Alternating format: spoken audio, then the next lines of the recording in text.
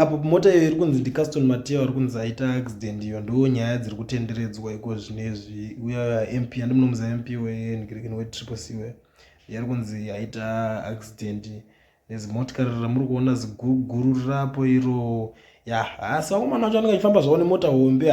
Mari dzenyika vari kudya zvavo, vaona vacho vari kubhenefita. Regedza varambe mumaparamende because vakomana munhu anenge akusvika pakufamba nemazimotika akadai so aya unoti anobvere chii kuparamende, mazimotika maguruguru akadai so aya.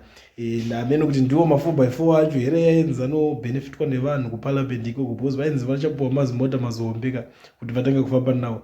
Saka ndo situation iri panapa, ndo karunyereko kanongotendera. Iye wacho asita zvikonfema because iye wacho haasi kudaira foni. Munhu wepadhuze ari kumufonera but arunzi haasi kudaira foni kuti akonfema kuti boy here chii chiri kunyatsoitika ipapapa. But iye ndiye ari kunzi aita tsaona, ndo zviri kutaurwa panapa, ndo nyaya iripo, ndo nhingirikini, ndo zimota racho ramuri kuona iri mazimota avari kurambirira kuparamende aya.